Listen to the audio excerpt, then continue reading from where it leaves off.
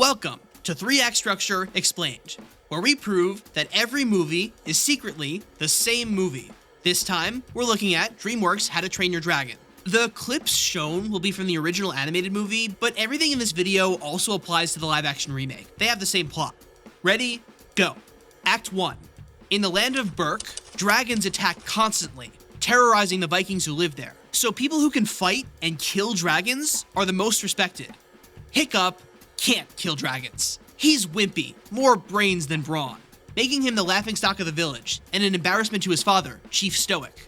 I can't stop myself. I see a dragon and I have to just kill it, you know? It's who I am, Dad. Oh, yeah. Many things, Hiccup. Stop trying so hard to be something you're not. I just want to be one of you guys.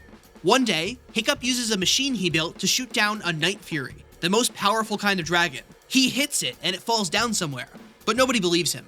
The inciting incident is twofold. First, Hiccup's dad enrolls him in dragon fighting school with all the other kids his age. But more importantly, Hiccup goes to find the Night Fury he shot and finds it stuck in a valley with its tail fin blown off. They meet, and Hiccup realizes that, hey, this dragon isn't scary. He's a living creature, not a mindless killing machine. It helps that he's got big puppy dog eyes too. Hiccup wonders if they could be friends. He names him Toothless. Could have sworn you had... In Act 2, Hiccup's story jumps between dragon fighting class and hanging out with Toothless in secret. He starts off terrible at both. He makes a fool out of himself trying and failing to fight dragons, and all his classmates make fun of him. And Toothless doesn't trust him yet. But that starts to change. Toothless warms up to Hiccup, marked by the midpoint, where Hiccup builds Toothless a saddle and a prosthetic tail fin, so they fly together for the first time.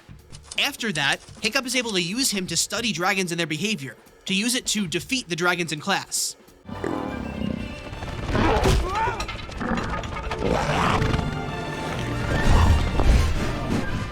Wow, he's really learning how to train his dragon.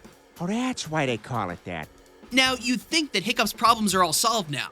He's becoming a respected and valued member of the community. Everyone loves him. But it's all based on a bunch of lies. Hiccup is pretending to be a fierce dragon fighter, when he's really just taming them.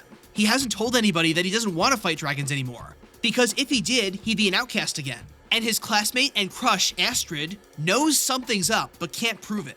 In the B-plot, Chief Stoic gathers all the best warriors in town to go find the dragon's nest, but they come back defeated. When he gets back, he's caught way off guard to find that his son is now a celebrity. You really had me going there, son.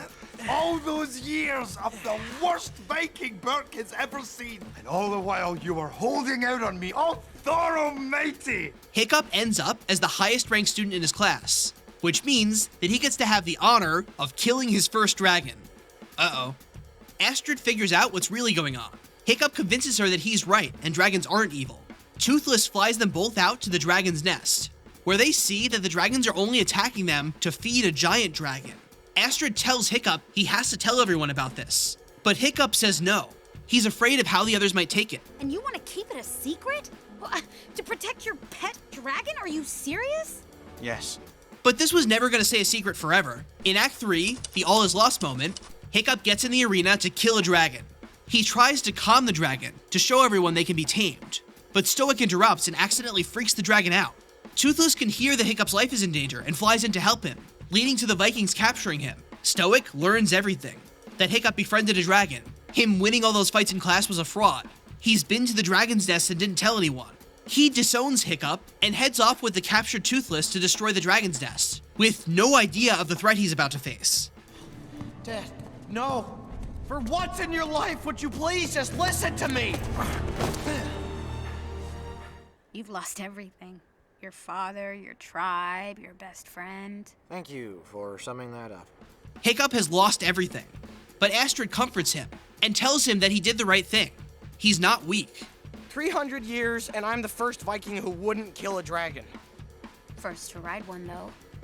Hiccup teaches his friends how to ride dragons, and in the climax, they fly out to save everyone from the giant dragon.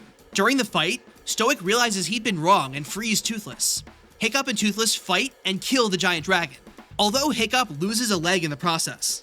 In the resolution, we see a different Berk, where instead of fighting dragons, they live with them. While other places have ponies or parrots, we have dragons. So, What did the characters learn from this? And what can we learn? Here are the major themes of the story. Ingenuity. Brute strength can't solve every problem. Getting to the root of the issue sometimes requires some creative thinking. Compassion. Showing kindness doesn't make you weak, it makes you strong. And expectations. You're not beholden to what your family, friends, or society thinks you have to be. You get to decide who you are. You need to stop all this. But you just pointed to all of me. Click the card on the left to see how another movie follows 3-act structure. Click the card on the right for a full explanation of what 3-act structure is and how it works. Subscribe if you like these videos and want to see more. And leave a comment if there's a movie you want to see the channel talk about next.